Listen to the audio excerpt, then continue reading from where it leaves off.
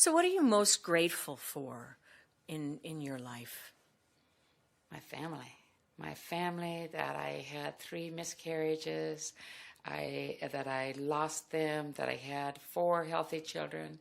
One died at the age of 17 in a car accident, that we were all able to come through that, thinking, what can we learn from this, of her life, of her death, where we can help others. I went back to work 10 days after she was killed, and I asked the fellow employees to not talk to me about the death, about the accident while I was at work. Talk to me about patients. And they could leave me a note in my locker, or they could talk to me after I was off shift. And they did that. When I was ready to talk, they listened. Wow.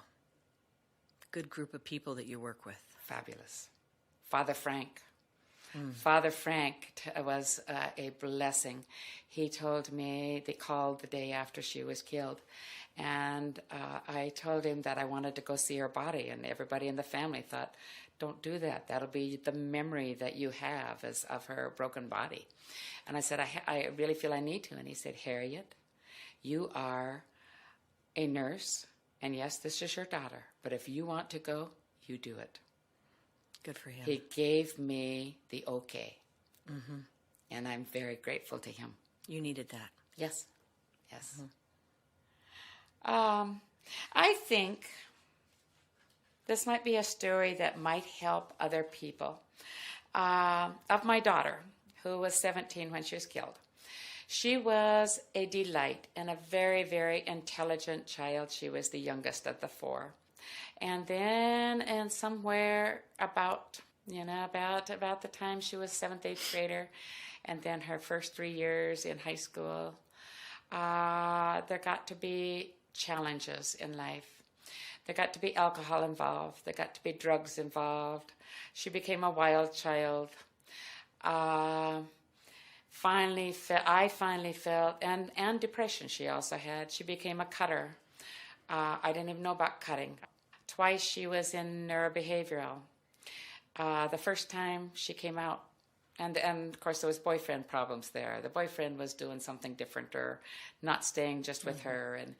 And so I felt like I needed to get her in. So she was in. She begged and begged and begged to go home. I took her home after a couple days. The next time we had to go in, I wouldn't take her home when she begged. She stayed there longer, and they were sitting in the hot tub later at home. And she says, it's time. She said, it wasn't anything anybody taught me in neurobehavioral. It was, I finally had time to think. And she said, my brother has finally got his life together. He was in the Marines and doing well. And she said, I figured it's time I do. By the time she was killed in this car accident, her life was together. She was a cheerleader. People liked being around her again. She was doing well in school. And then her life ended.